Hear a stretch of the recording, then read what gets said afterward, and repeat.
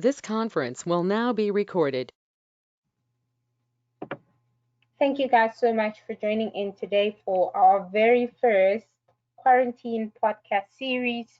And there are a number of topics that we will be covering from today till Friday. So every single day for the period of the quarantine, since we're all bored at home, I thought this would be a great way and a productive way for us to pass time and take away our focus from the coronavirus, which is causing a lot of panic and a lot of anxiety for so many people across the globe.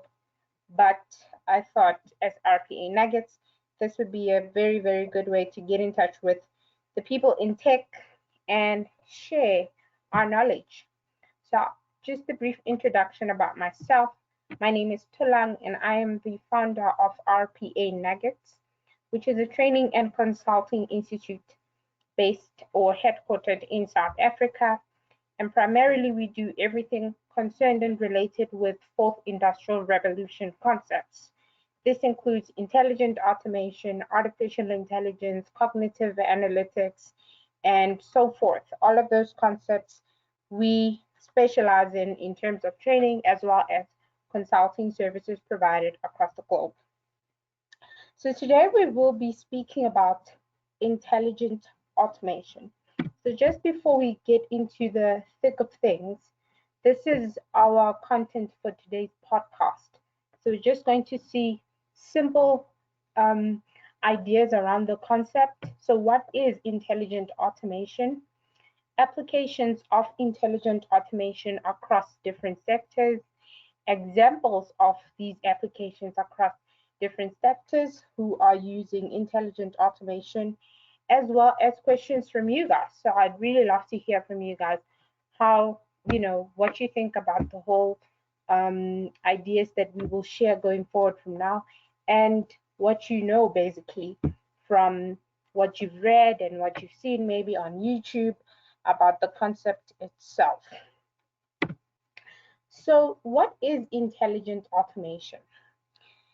So, automation and artificial intelligence have been around for some time now, and they have been revolutionizing the way our business work in almost every sector of the economy.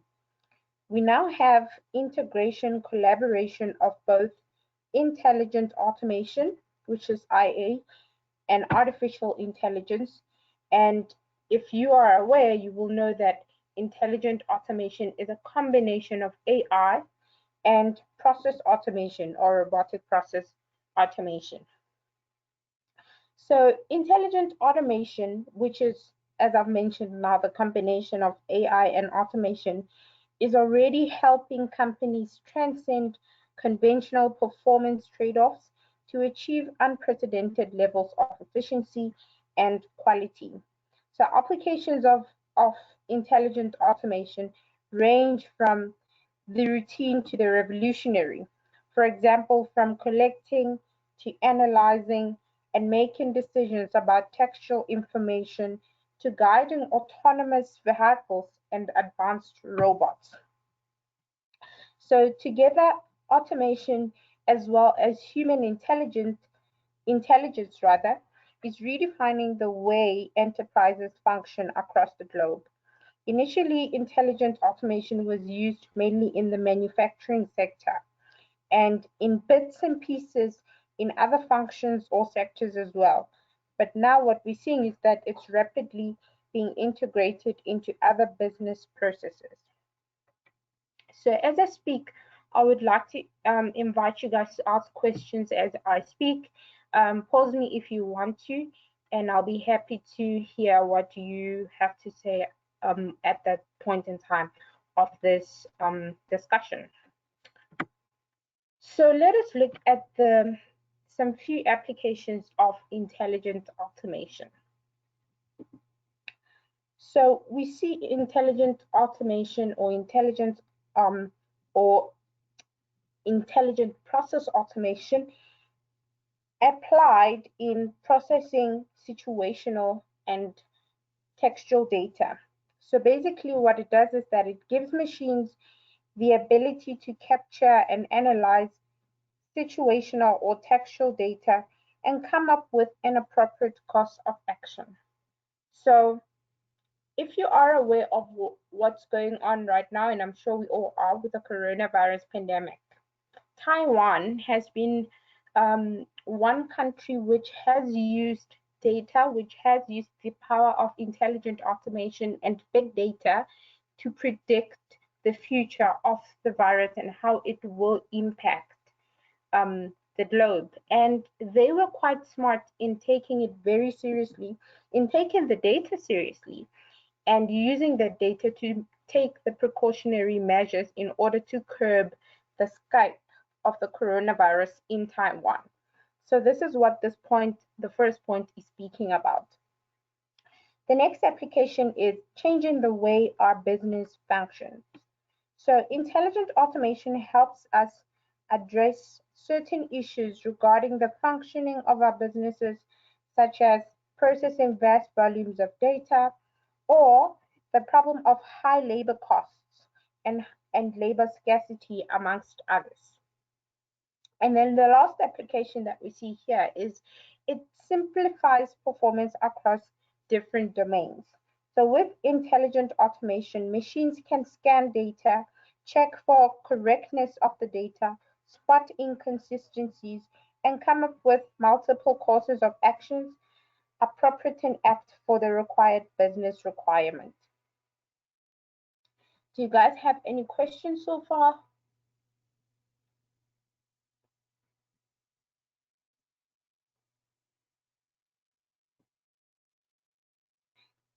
Jacek and Hello. Iona?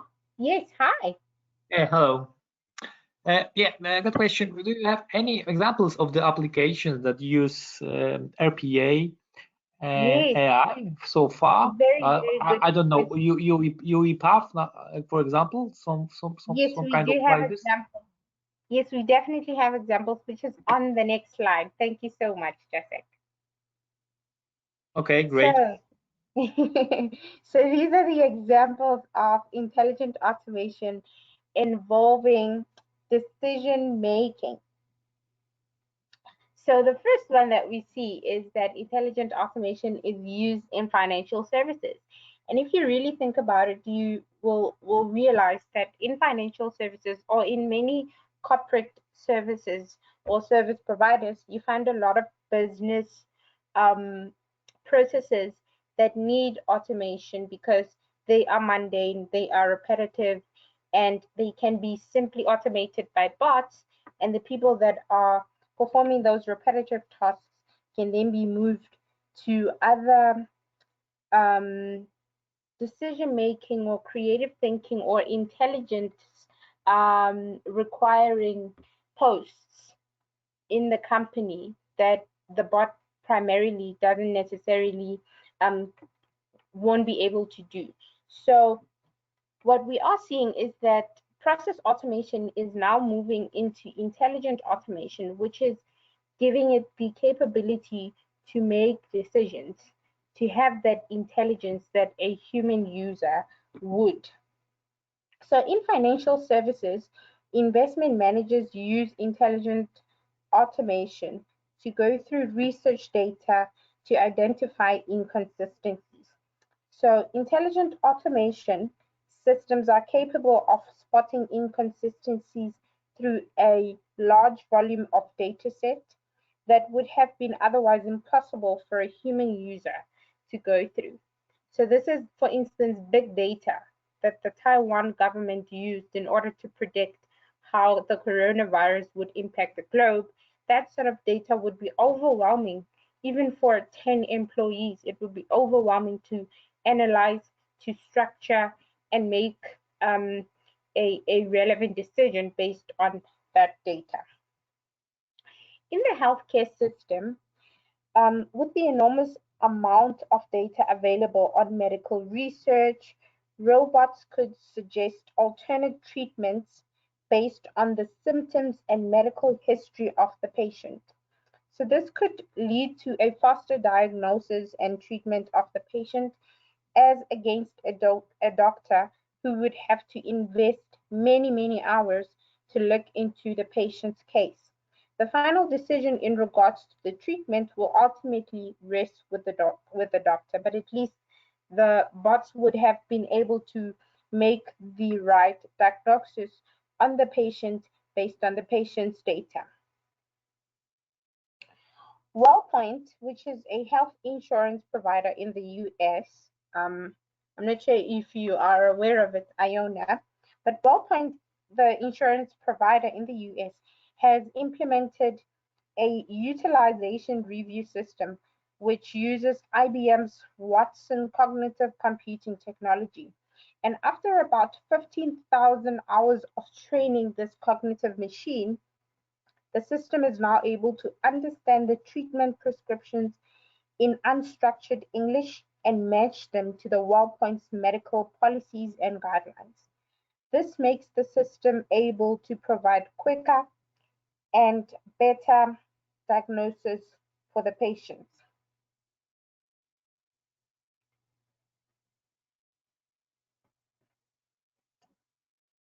And in addition to that, it makes the system able to provide informed decisions regarding the patient's care and save significant time and costs. And the last example that we see here is with workflow software and conditional logic. So there are always times in any process, in any business process, even though automated, that the consecutive steps depend on the logical outcome of the previously completed tasks.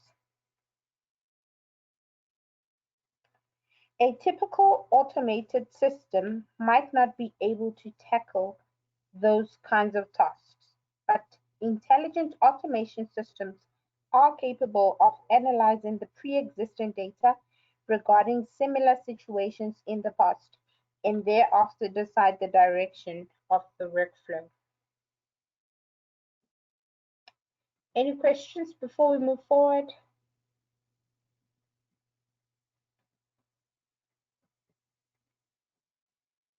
Okay, everybody's good so far.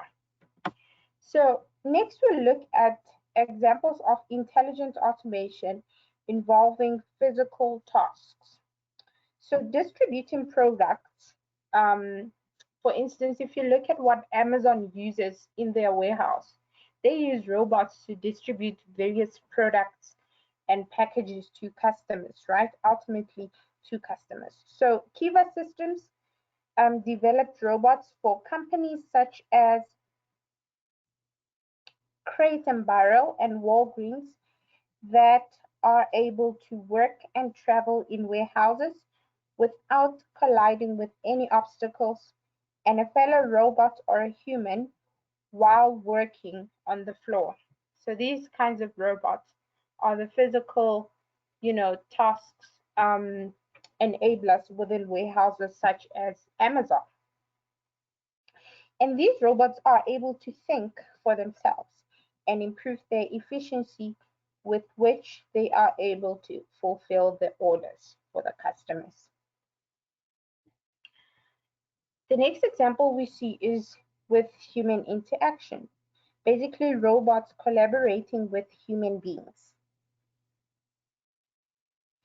Robots working on the assembly line isn't really a new concept.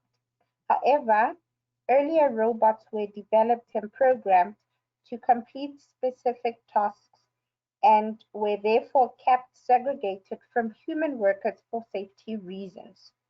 VW, the famous motor company, has introduced collaborative robots which are capable of recognizing human workers nearby and react to the situation accordingly. Therefore, humans and robots are now able or capable of working together with harmony without concern for safety. And then the last one, and the most famous one that we've seen with Tesla, for instance, is self-driving cars. So autonomous vehicles or self-driving cars are in the news for all the right reasons, or until that Tesla crash that I've seen in the news. I don't know if that is one correct reason or right reason. So driverless cars or self-driving cars improve the safety on roads better than human drivers as they reduce the possibility of human error or destruction during driving. Autonomous driving technology by Google has empowered numerous cars already. So I think that is it in terms of intelligent automation. Do you guys have any questions?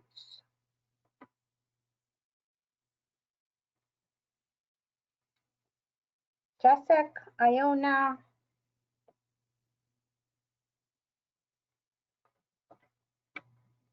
Jacek is good. Iona, do you have any questions?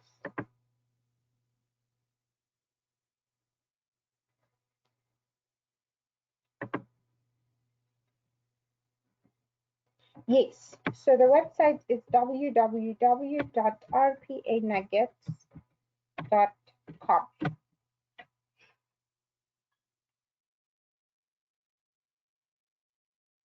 Welcome, Jacek. If you like, you can share your email address below, and then when we do go through the Nugget series podcasts every day, you will get the link to the exact meeting.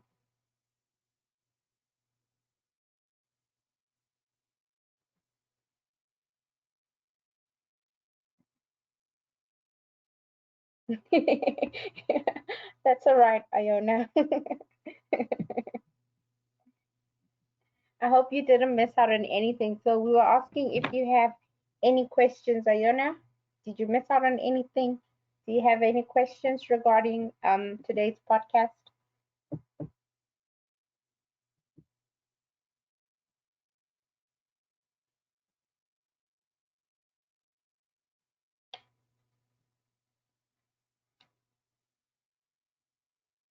Okay, so if you guys don't have any questions, I would like to conclude by saying thank you so much for joining in. And just as a bit of an outro information, advances in AI or artificial intelligence, robotics, and automation supported by substantial capital investments are fueling the new era of intelligent automation, which is likely to become an important driver of organizational performance in the years to come. It's important for companies in all sectors to understand and adopt intelligent automation, or they will risk falling behind. And that I think many companies are aware and wary of. So thank you so much. Right. Yeah. I think a lot of companies are aware and wary of that.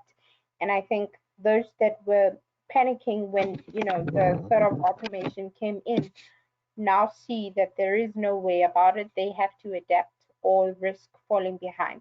So thank you so much, Iona and Jessica. Hopefully I will see you guys in tomorrow's podcast, which will be on GoToMeeting as well, because I tried to do a live stream on YouTube and I couldn't because I couldn't share the screen on YouTube. So that's why we opted to GoToMeeting. If you guys have any suggestions of applications that are convenient for you guys, you are welcome to make those suggestions, and I will try to fit the podcast series for tomorrow going forward in those applications. But so far, I've used GoToMeeting quite a lot of time, and it's never really disappointed me. So I'm happy that we have met today. Please send me your emails on the chat box, and I will send you the link to tomorrow's meeting and the rest of the podcast series.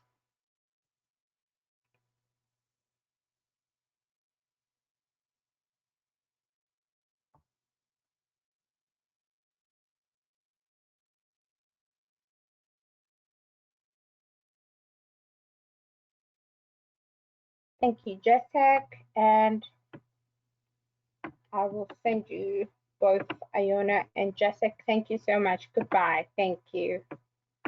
Thank you. Have a great night. Iona, please can you drop your email so I can send you the link to tomorrow's podcast?